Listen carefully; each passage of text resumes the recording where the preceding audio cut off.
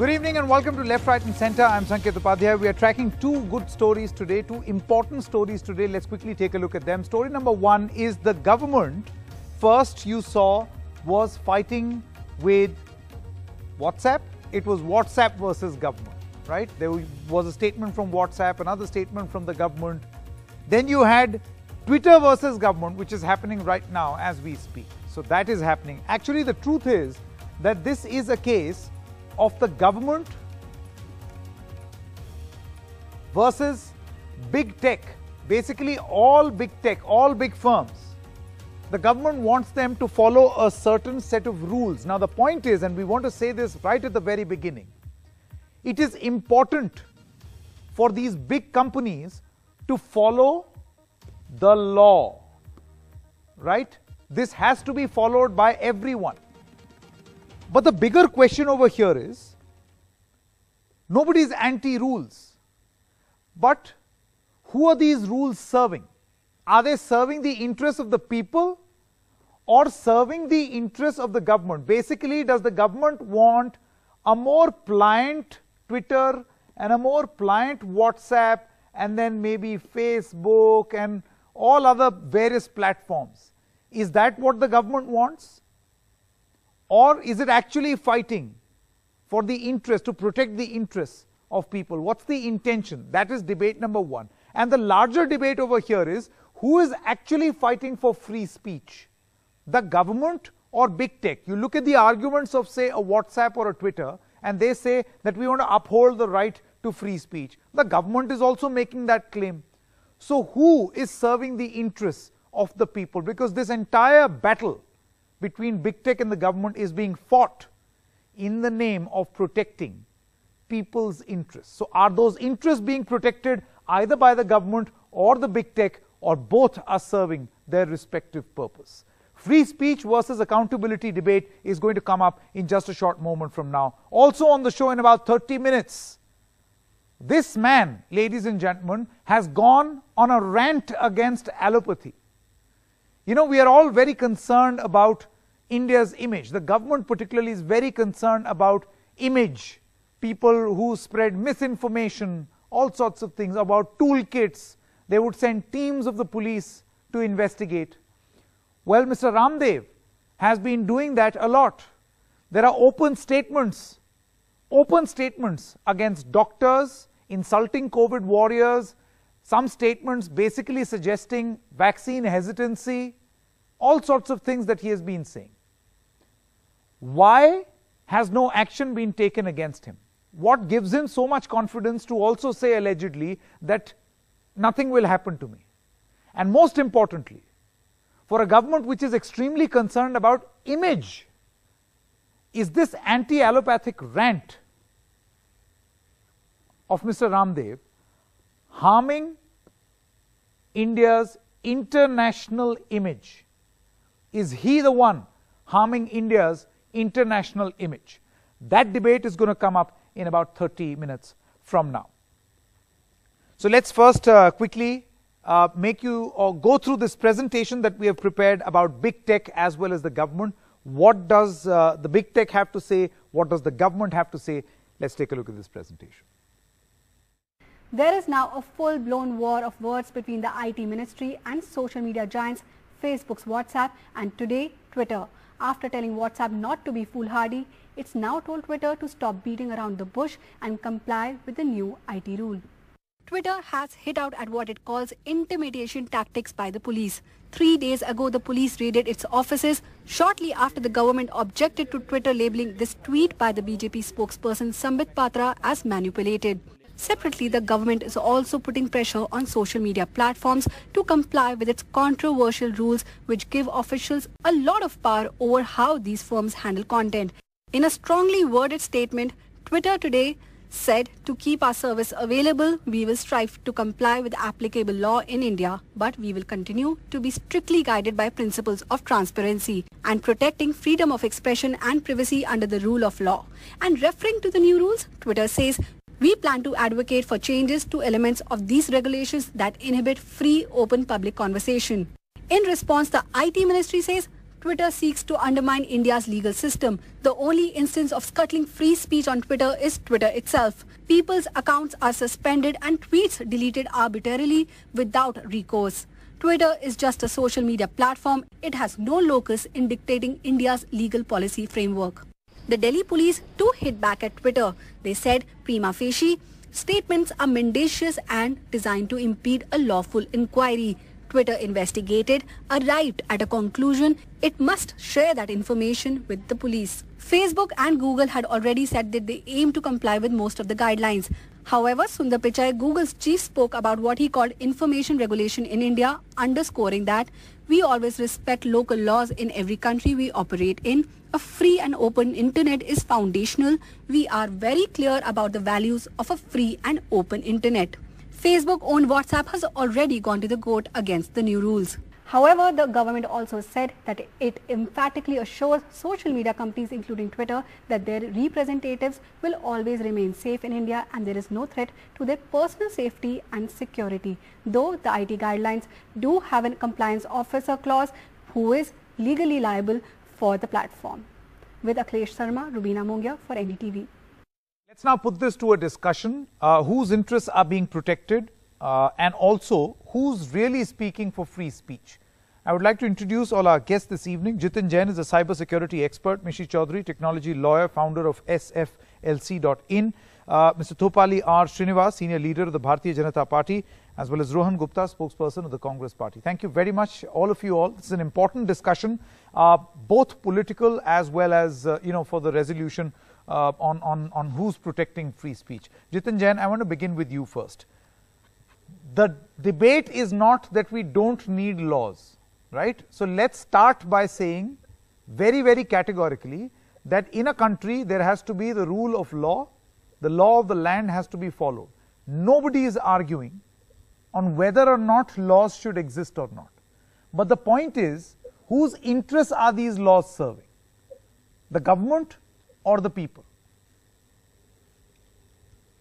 Sanket, 200 years ago when East India Company came into India, they said we are here for the development and welfare of society. They said that we will build world-class infrastructure like roads, we will bring railways and we will industrialize your economy, which will lead to a better way of life. Once that happened, they said like now we have money and now we will bring in our private army and we will refuse to comply with your laws and we will make our own laws. When the conflicts happened, they said, look, either you comply with our laws or we will connive with your opposition kings to ensure that we collectively defeat you and then I will rule over you. Once that happened, they used the same roads, same infrastructure like railways and ships and ports to take away your wealth without paying taxes while leaving you to starve in famines, and they destroyed your economy. Now these are new digital East India companies. They came, they said, we will empower you, we will help you improve your standards of life, you can connect with the society, network with friends, you will have free speech and platform to criticize governments, give feedbacks, you will also be able to sell your goods, we will empower rural India. Then they said that now we have got money, now we will take away your data and we will collectively make money. And if you refuse to comply with my data, I will bring in with my private laws and I will refuse to comply with your laws. So my laws are superior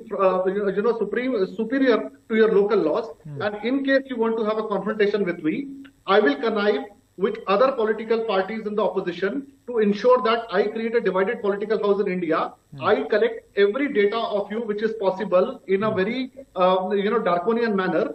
And then I will label you a Nazi by filing propaganda. Mr. Jain, that's exactly why you made this long opening introductory comment. My point very clearly to you, the question very clearly was that we need a law is not a dispute.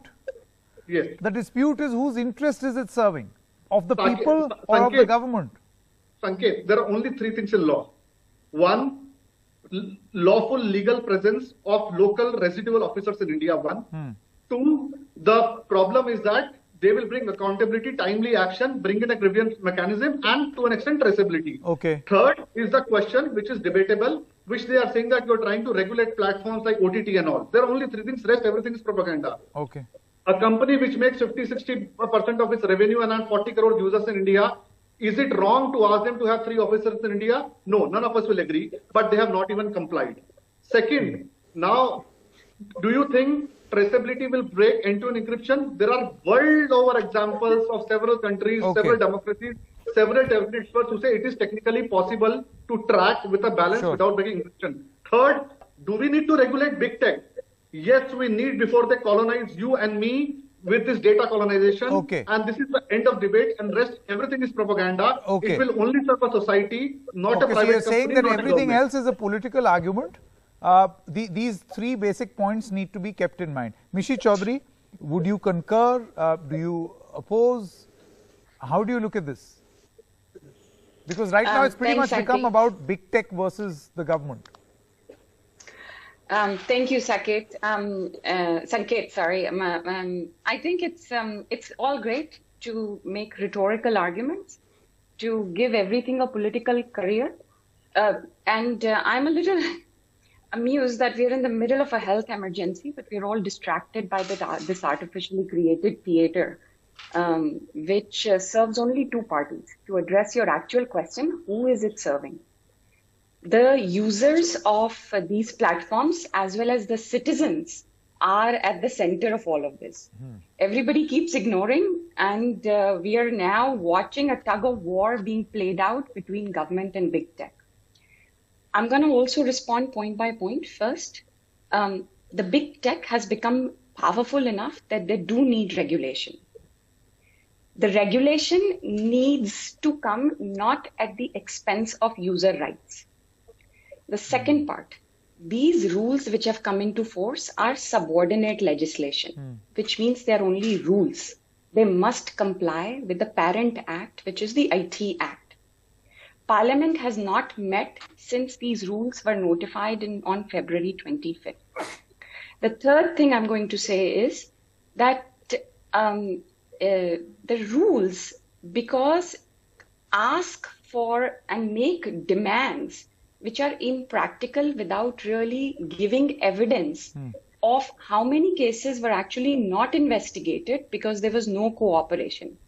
Metadata analysis techniques exist in which through metadata, without breaking end-to-end encryption, which means if you and I are talking on a message, only you as the recipient and me as the sender is privy to the content of that message, that also exists. It's all great if I were to pose a leading question and put it out in black and white to all of the public. Do you want national security or do you want privacy? Who's going to say one or the other? We want both. And I think both the government, which is now creating this kind of an unprecedented way of communicating through letters, etc., and the companies who are also not being genuine. This is disingenuous argument sometimes coming from there. And the public is lost watching this show and this theater which is happening. This requires more nuance. It requires a few more months about it. The requirement of traceability and encryption, now everybody is an expert. I've been doing this for 15 years and my organization has been doing it for 12 years. Now, just to say, oh, it can be done, and hand waving, and judges also coming in and saying, oh, you're such a sophisticated, big technical company, you make so much money, you must come up with something. This is just talk about which looks good in terms of a dinner party conversation, but this is real nuance, this is policy, and these are also rights of the people. Let's not forget that the platforms are responsible, but the government is also responsible to protect. If you use heavy-handed arm-twisting techniques, then there will be a trust deficit between all parties. Even genuine concerns of regulating companies will not look genuine and will look suspicious. Okay, I think that's a very, very important argument that has been made by Ms. Chaudhary. Rahil Khurshid is now also with us, co-founder of Laminar Global. Thank you very much, Rahil, for joining us. I'm just going to come back to you in a moment. Mr. Srinivas of the BJP as well as Mr. Rohan Gupta of the Congress Party is also with us. Mr. Gupta, if you allow me, just want to listen to the argument of the ruling government. What explains, I think Mishi mentioned a very important point, Mr. Srinivas, about the timing. The fact that this is the government's top priority at a time when we are fighting a pandemic. Could this not have waited? Could energy and resources not have been put where they're required? Sanket, thank you very much for this debate. And before answering this question, I would like to take you back to 2020 congressional hearing, where Mark Zuckerberg was asked the question, does Facebook has traceability tools without even a knowledge of the user? Under oath, he admitted it. And the person who talked about, who questioned, was Senator George Hawley of Missouri. And he wrote a very famous book this year called The Tyranny of Big Tech, which talks about the tech companies are the greatest threat to the American liberty, and why I am not surprised by the statements and the tweets, series of tweets which have been taken out by Twitter, saying that we are the guardians of the free speech, we protect free speech, and so on and so forth. There's a law of the land, there's a constitution, and there's a parliament. And as statement of Government of India clearly says only one thing: please comply with the law of the land. And as far as the question concerns about the timing, we have been telling and softly telling for a couple of months that please comply, and that has not been taken seriously. Now we had to tell them, yes, this is the time now, we have to come together, stop the spread of the negative news, wrong news, fake news for the betterment of everybody. I'm not talking about the right, left, or the middle. I'm talking about the country called India, which I'm also citizen. Everybody is there. Okay. Mr. Gupta, do you agree with that argument? See, the point is, and we said it right at the start, we need those laws. Ms. Chaudhary also said the same thing. We need laws, and this is a genuine concern. But the manner in which we are going about is suspect. I agree with you, Sanket. Since the time in February these laws have been introduced, this is what our party has been saying, that it says somewhere that something which is objectionable should be removed, and the originator of that content should be identified, and that is where this end-to-end encryption thing gets broken away. See, point here is, Sanket, I think if you see last few days, the toolkit issue, it shows the intention of this government. Everything lies in the intention of the government which is in power. Here, without these laws, you have seen that one of the party members of BJP, he has spread lies, and rather than questioning him, this is the Delhi police, they are questioning the Twitter. It's not about, right and wrong, but look what's happening. Can you trust this government which has this kind of intention? Yes, what we are saying that national security is important, yes. Privacy is important, yes. We need to work together and find out a way where both can be, But Mr. Gupta, I spoke to representatives of the Ministry of Electronics, and they say, and the government on its part, their argument is that if Twitter has used its discretion to declare a particular media as manipulated media, then is it not the right of the government to know what is this information that they have with them in their possession? See, it's very important question you have asked, Sanket. First of all, this manipulated media, it's not of government representative. He has been representative of BJP. There is a difference between Modi government and BJP. Point number anyone. One. The terms of use. Citizen of this country. Let's broad base it a little. The terms of use, okay. The terms of use of any platform. Suppose I'm using any platform, I have to comply with the terms of use. And as a Congress party representative, we sent the letter. We sent them the original document with the metadata. We sent them that forged document which is used by BJP spokesperson. After that, after all the evidences, in their internal research, they came out with the fact that yes, this is manipulated media. Other than BJP, okay, I agree with you that, okay, Twitter, why BJP hasn't written to Twitter in that case? Why BJP is not represented there too? That matter is left out. That forced toolkit matter is left out, and now government is asking Twitter. That is where the intention of this government comes in play. Mr. Srinivas, I'm going to come back to you so that you can answer this question, but very, very quickly, Rahil Khurshid. See, I'm reading from the statement of the Government of India in response to Twitter's statement. And the government says, and I'm quoting, Twitter chose to show the geolocation of certain locations in Union Territory of Ladakh as part of People's Republic of China at a time when India and China were engaged in a peaceful resolution. Point number 2, Twitter chose to take suo motu action against those users who it considered as perpetrators of violence at the Capitol Hill in the USA. But just after a few days, after the unlawful incidents of Red Fort in Delhi, Twitter refused to take prompt action on the lawful request made by the Government of India to block content. They also say that the Twitter is actually beating around the bush, and I'm quoting them, and not complying with the laws. They say Twitter is most reluctant to appoint an India-based grievance redressal officer and mechanism and a chief compliance officer and a nodal officer. Where do you think is the government wrong in making this assessment? Sanket, I left Twitter almost 3 years ago, so I'm not gonna represent their their current point of view. Purely in context to why we are having this debate, I am inclined to agree with Mishi when she made the point that in the middle of a raging pandemic, precious bandwidth is being sucked debating these issues, when at the core of these issues, users' interests are not being put. It's the government's interests. And I want to make this explicitly clear that the laws have to be evaluated, and applied, irrespective of what government is in power.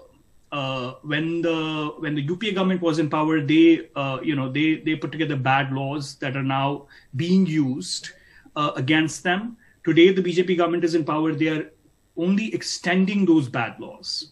That's whatever they are doing with that extension of those laws. We can debate that till kingdom come. But the fact is that no one, neither the previous government nor this government, is making these laws keeping the users' interests in mind. Correct. These laws have been made to extend control, and that's fundamentally that. In context to the nuance of Government of India's statement against Twitter, what parts are compliable, what parts are not compliable, it is rather, if the orders that you pass are so out there that a private company has to read the constitution to you, you should not be passing those orders. No, but then why not, Rahil? Rahil, why not? For instance, if the government turns around and says that you are most reluctant to appoint an India-based grievance redressal officer. Look, I'm not, again, as I said, I'm not gonna bat on behalf of Twitter. Don't do that. Let me know your opinion. Don't do that. I know you used to work for Twitter. Very simple. The farmers protest order was extra constitutional. That's why Twitter, there was a partial listing. There were members of parliament whose tweets were withheld because the order was constitutional. We don't have transparency around the process of what that order was, what it contained, why it was determined that these particular kinds of tweets that seemingly seem to only criticize the government were, what was the cause as to why the government asked for those tweets to be withheld. You and I don't know that. Okay. That's an interesting point that Rahil is making. It is not an interesting point. This is the nub of the matter. The process is opaque, and the rules that are now being reformulated. Let me finish. The rules that have now been extended, reformulated, are making the process even more opaque, giving the government even more control. Would you like to answer that, Mr. Srinivas? Mr. Srinivas? Sanket, let me be very clear here. If you are a tech company and you are establishing a shop in India, and the scope of work is that you're an intermediate platform for communication between people, stick to that. Don't put your finger into the political process. Don't tell us the constitution. There's a parliament. No, but then questions will be asked on the process followed. No, Mr. Srinivas. Sanket, the point is that these are India entities. These are India entities. Sanket, let me finish. These are India entities of these companies. They are protected by the same laws. No. They are always referring. That's because you say no doesn't change the truth, sir. The fact is that India is an entity in India. You asked the question. There has to be transparency around a whole host of processes. I agree with that. But can I ask one question? Mr. Srinivas. Sahib, did you used to work for Twitter? Yes or no? Yeah, I did for almost 5 years. Do you think your MD, now current MD of this company, is lying when he says that he has got nothing to do with Twitter? No, of course not. Speak for Twitter. Like, no. I'm not going to make this against individual. Jitin, one moment. Jitin, this debate is not going to boil down to certain individuals. I am talking about a larger point. Rahil made an important point on the process and the track record. Mr. Srinivas, I want to ask you this question. One more. Mr. Srinivas, my question is, in the context of farmers, this government statement says that however later Twitter chose to comply, that too partially when the damage had been done, right? Twitter on the other hand feels, right? Twitter feels, and many citizens in this country feel, that the tweets that were asked to be withheld or blocked were appearing to be criticizing the government and nothing else. And this is the opacity of the process which is in question. I would like to categorically say here they were inciting the violence against the government of India, the Union of India. That's where they were told to withhold the tweets. We are not against free speech. Sorry, there are two things. No, but then who decides? Violence. Who decides this? Suppose if the government in its wisdom has decided something. See, that is the reason we have been asking these tech companies to comply with the compliances, appoint a compliance officer. Why are they not doing it? Okay, that's an important point. Yes, Mishi Chaudhary, would you like to come in? Mishi and then Sure. Mr. Gupta. Yeah. You know what? This hiding behind free speech argument, this is actually a fact. Yeah. Most of these big tech companies do not have a grievance officer in this country. They don't. It's a fact. Let me answer that question. So first thing, Josh Hawley, the Missouri senator Mr. Srinivas referred to, was last famous for basically making specious legal comments about Joe Biden's winning of elections. He's made some good things about tech because these days, as you already started the debate, that we do need to regulate big tech. Let's just get out of that and get into the nuance here. Problem here is why somebody is not appointing three compliance officers they require. These rules require 3. Is because the government has said that if there is non-compliance and non-observance of these rules, that person will be personally criminally liable. Now you tell me, if I tell you that for user-generated content, Mishi Chaudhary says something defamatory against Mr. Srinivas on Twitter, but Sanket is the chief compliance officer. And for Mishi Chaudhary's defamation content, defamatory content, not only Mishi is going to be punished, but Sanket also, who will take that job. Yeah. So first point I'm going to make is that the government should get together and say, yes, we do require somebody to take these complaints, but get this criminal liability out. Let me ask this question, Mr. Srinivas. I work Silicon Valley. I hope you were able to understand what she was saying. Nobody ever says that criminal liability for companies are nowhere allowed. Only in our country. Of argument that when you decide to censor, manipulate, modify, moderate content, you are no more an intermediary. You are yourself assuming a criminal liability. Mr. This is Rohan Gupta. Rohan Gupta, final comment. One more, I'm running out of time. Rohan Gupta's final comment. That's not how safe harbor works. I mean, this is what we decide, but this is not what the law is in India. One by one, Mr. Jain, one more. I work in India and US. That's not how law works. So what that does not make you a greater final comment, Mr. Gupta. Please, one moment. Ladies and gentlemen, one moment, please. I'm running out of time. Mr. Rohan Gupta. Sanket, only thing is for this government, anybody who speak against them, they are anti-national, right? So that is the point here. Who will decide what is objectionable? If you see Mr. Ravi Shankar Prasad, recently he wrote to all the platforms to remove particular posts. They all posts were criticizing this government for corona pandemic mishandling. So the question here is of the intent of the government. If the intent of the government is okay, I agree that the tech is they have to follow the rules and all. Okay. But who will decide what is objectionable? Okay, who's going to decide? Maybe the word over here that you're looking for is trust and trust deficit. I've run out of time. Thank you very much, Mr. Jain, Ms. Chaudhary, Mr. Khurshid, Mr. Srinivas, as well as Mr. Gupta for joining us. We're stopping for a short break at this moment. When we come back, well, we asked Mr. Ramdev for an interview on his utterances against allopathy. He has not given us time so far, but we have posed 10 questions. He posed 25 questions to the medical fraternity. We have posed 10 questions to him. You want to know what those questions are? Stay with us.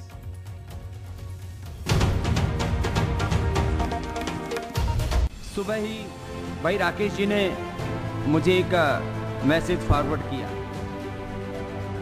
जिस allopathy वाले अपने आप को जो super science बोलने वाले हैं कि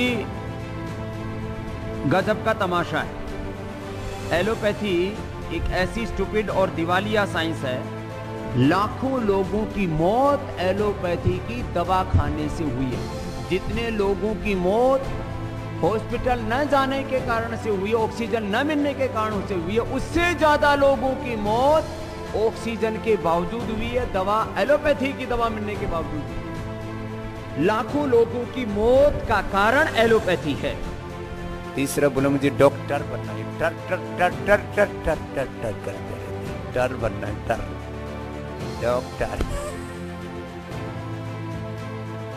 1000 डॉक्टर तो अभी कोरोना की डबल वैक्सीन लगाने के बाद मर गए। कल क्या समाचार है? कितने? 1000 डॉक्टर डबल वैक्सीन लगाने के बाद भी मर गए। अपने आप को ही नहीं बचा पाई, वो कैसी डॉक्टर ही। खैर अरेस्ट तो किसी वो जो है उनका पाप भी कोई नहीं कर सकता स्वामी रामदेव को। लेकिन एक शोर मचा रहे हैं कि quick arrest Swami Ramdev, quick arrest Swami Ramdev. कभी कुछ चलाते हैं, कभी कुछ चलाते हैं, कभी ठग रामदेव, कभी महाठग रामदेव, कभी जो है कभी गिरफ्तार रामदेव। खैर अरेस्ट तो किसी वो जो है उनका पाप भी कोई नहीं कर सकता स्वामी रामदेव को। So you've heard his utterances. Now obviously there's one theory that right now there's a pandemic going on, let's concentrate on other important things. But the point is, he is not only attacking the doctors who are COVID warriors or insulting them, he is attacking a scientific temperament. He is questioning the scientific temperament. And since we are all so concerned about the image of this country, the government is concerned so much about the image of this country, he is actually harming India's international image by doing this. So scientific temperament versus Ramdev, it's not just doctors. That's the question that we are raising right now. Has Ramdev harmed India's international image by questioning an entire form of medical science, which is desperately trying to save so many lives? I have with me Mr. Sunil Singh. He is a yoga guru, supports Mr. Ramdev. Dr. Sharma, Dr. Rajan Sharma is the immediate past president, national president of the IMA, Indian Medical Association, is also with us. We'll be joined in by a couple of other guests also. Sunil Singh ji, I want to ask you this question. When the yoga guru, Mr. Ramdev, makes comments one after the other, लगातार एक के बाद एक, against an entire form of medical science, he is anti-allopathy, it's very clear. What am I to assume? Is this some sort of a toolkit against allopathy that he has? First of all, good evening, Mr. Saket and Dr. Sharma and people who are listening to me. I have nothing to say about this, because whether it is toolkit or is there any frustration about why he's doing these things, but for two incidents he already tendered his apology. And yesterday talking about that kisi ka baap, I personally feel as yoga teacher or yoga guru, he should not say that. Secondly, I personally believe that one should respect the allopathy, because this is a medical modern science which are doing a lot of researches in terms of health, wellness of the people. Why he has said this word, you got to see other aspects also. If you give me time, I would like to share a few things. If I have a time to say. Sure. You just give me, I'll circle back to you. You can complete what you want to say. It's very clear even from your statement that you do not support some of the utterances of Mr. Ramdev. It's such a welcoming sign that nobody supports this non-scientific temperament of Mr. Ramdev. It is, and thank God for that. I will not say this is non-scientific temperament. He may be having many grudges against the allopathy or people who have done some mistakes in the past. But should he have grudges against doctors? To say that 1,000 doctors died because, even after taking both doses of the vaccine, first of all, this is factually incorrect. And secondly, is he not promoting vaccine hesitancy? Agree. But let me tell you, this is a democracy. Every day people are abusing Prime Minister of this country. If he says about this, why there is a human cry about this? Secondly, and this is not about abusing an individual. It's about abusing frontline COVID warriors and insulting them. Insulting their practice. Not insulting their practice, because many good doctors, they have done a lot of very good work in this pandemic. And I don't know why he said this. Basically, I'm not his spokesperson. As yoga teacher, Sure. whatever I'll feel is correct. I'm supposed to tell that. Very wise of you. Mr. Singh, I must say, extremely pragmatic and wise of you to be saying what you're saying, and thank God for that. This gives confidence that Mr. Ramdev's view could be actually a minority view, his own view. But he's causing a lot of damage because he has a lot of clout. He has a lot of support.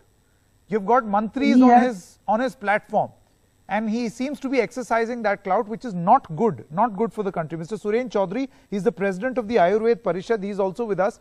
Dr. Sharma, I'm going to come back to you. Let's listen into all views and then I'll come to you. Dr. Chaudhary, how would you like to respond to what Mr. Ramdev is saying? Do you think he's actually promoting Ayurveda by saying what he did? Sanket ji, thank you for calling me and inviting me in this good type of conversation. As per your first question, no one means no one can support any statement which is given against the nature of this country or our culture.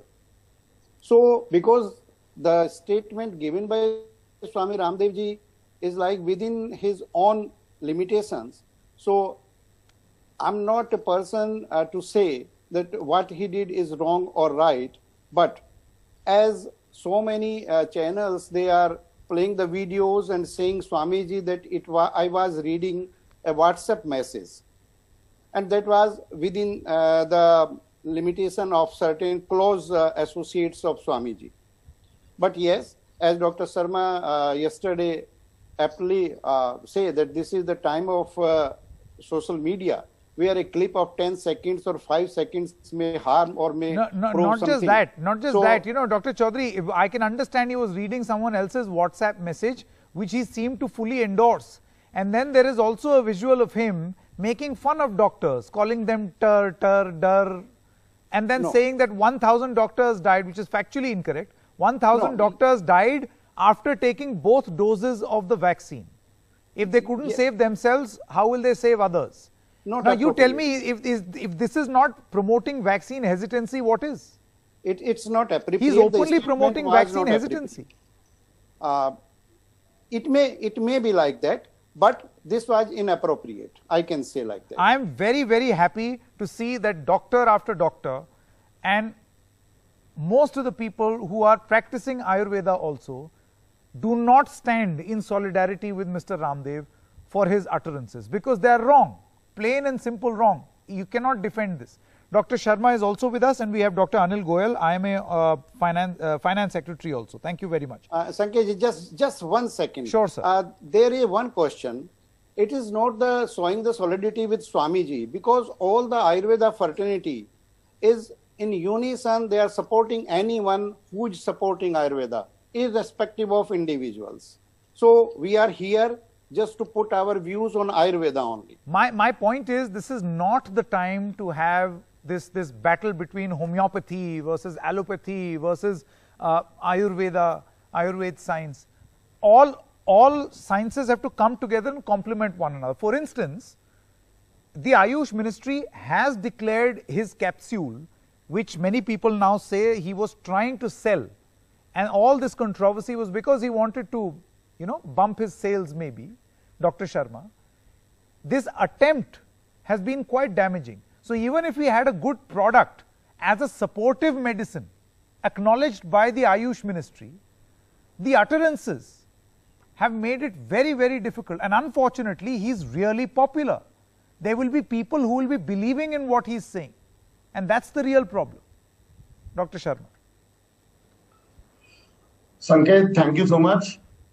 First of all, I read your, I saw your video clip in the morning. That made all the answers very clear. Go, please, you are all journalists. First of all, I respect the Yoga Guruji and Upadhyay ji for their very encouraging comments and taking a unison stand. That is what I said with the debate, in the debate also, that yoga is not represented by you alone. Ayurveda we worship Dhanvantri Mata and Sushuta. We take our history from them. Can I take away the history from my grandfather? Never. Changing, see, if you see, go back into the history, using terms for every word, Ayurveda has a word in Sanskrit or Hindi. Both of them will agree with me. Am I right, sir? You're right. Fully. But terms being used are all English. I don't want to get into an ugly debate because this is not my level. But the fact remains, he doesn't even know the spellings of these things. He talks of pancreatitis, he talks of so many things, cirrhosis. Okay, fine. And sending a poser of 25 questions, may I ask both these learned people, Sunil Singh ji and Dr. Chaudhary, Dr. Surendra Chaudhary. Dr. Chaudhary, I'm sorry, sir. Dr. Chaudhary, I thought Upadhyay, but Dr. Chaudhary, sir. What are his educational qualifications? Or yes, what protocols we are following? The Prime Minister spent the entire year since last year, we must make a vaccine. He has not left any stone unturned. And when we have a vaccine, we have this person who is coming and saying, vaccine lagwane ki zarurat nahi. And little realizing it's factually incorrect, 747 doctors who died last year when vaccine was not even there. And today the number is almost close to 500. No, that's why my bigger question, Dr. Goel, do you think that these utterances must be left ignored?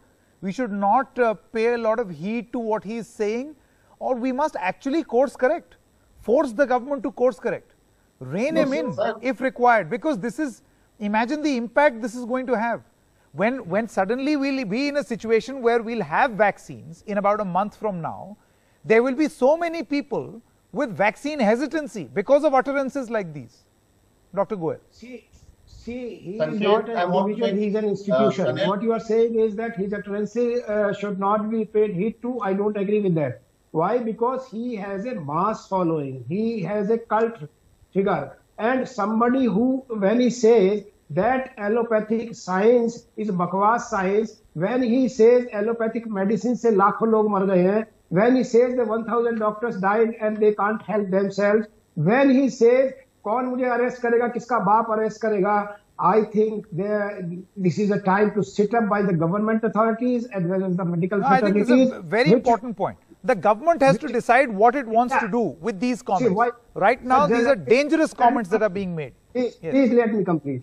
See, why I am saying is, these are patently against the Pandemic Disease Act clause, various sections, Indian Penal Code actions, because this is misleading the public, this is misinforming the public so that they do not take the medical treatment. You must know that 2.46 crores of people in India have been saved by these allopathic medicines. So this is all going waste in their mind. And then you must have seen even the vaccine in certain remote areas where ASHA workers have been thrashed. People have just jumped into the river. Why? Because of these kind of misinformation. People who are an institution, we definitely believe in yoga, we definitely respect our Ayurveda, but the person who is only 8th pass, why he is doing it, we need to understand this. The only thing which comes to my mind is just to popularize his Coronil, which is unapproved drug.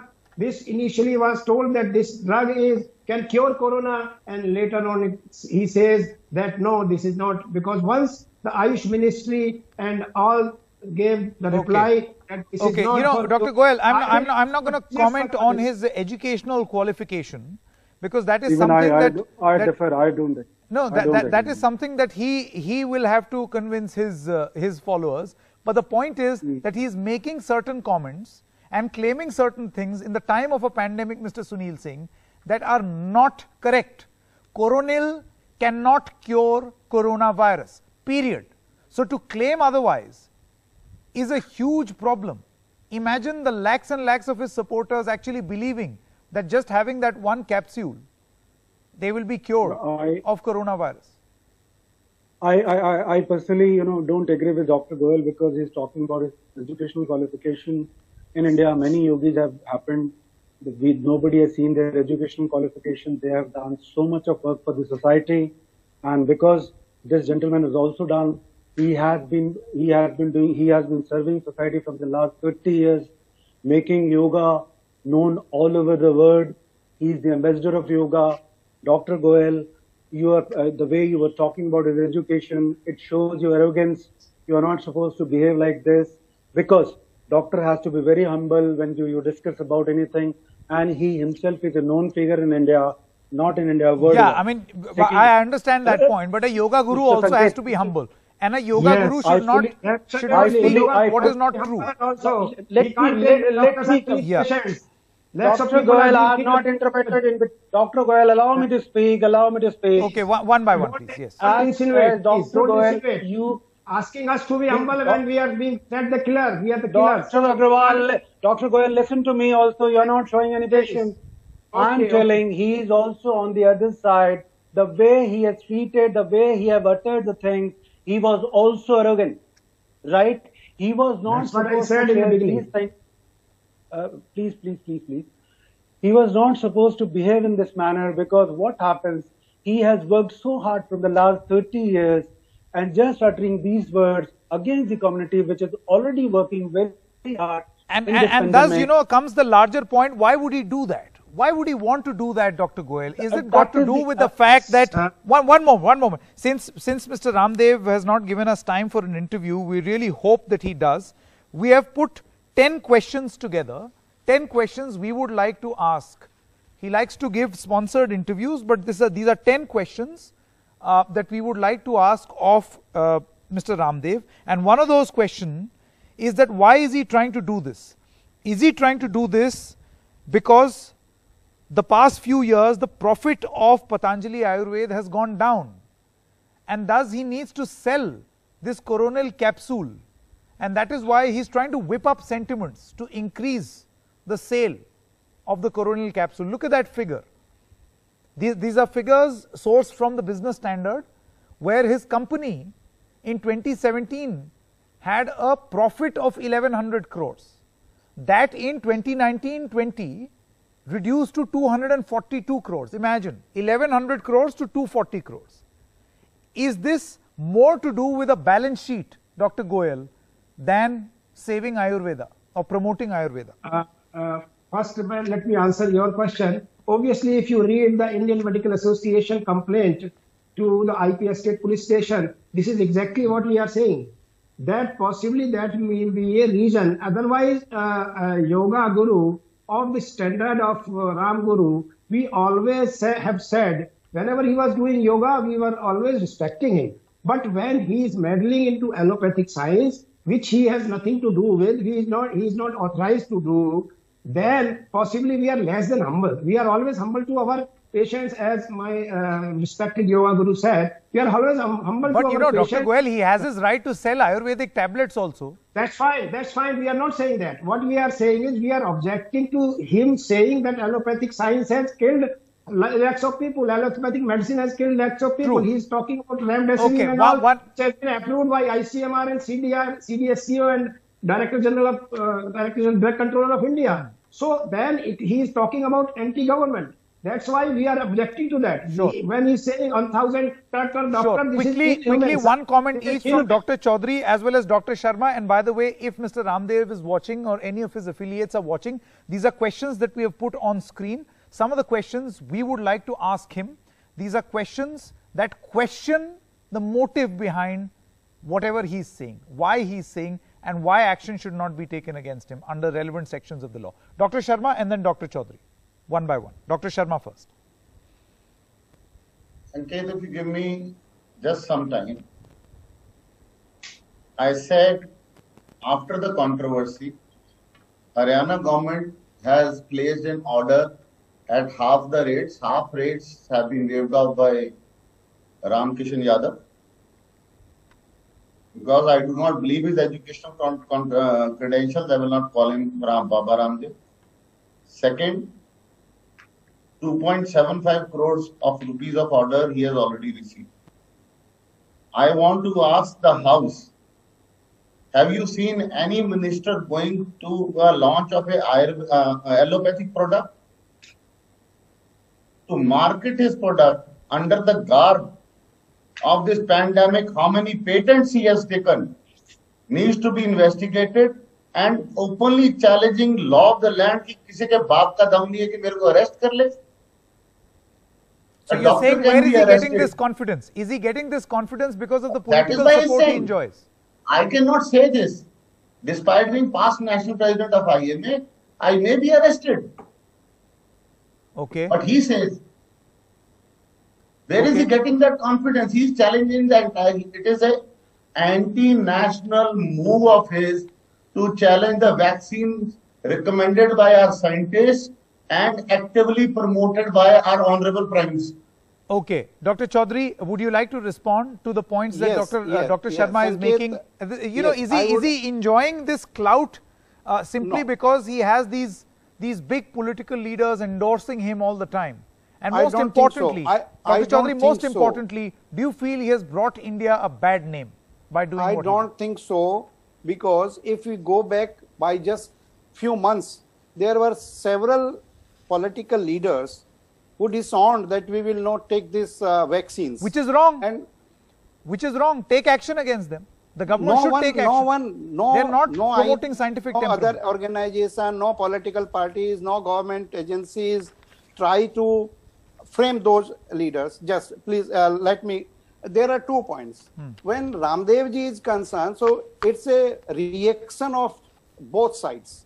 When Ramdev ji says something and the reciprocal team, they lodge a complaint against him, so it's an open battlefield. But Dr. Chaudhary, do you blame the doctors? Do you blame them? It's an open field.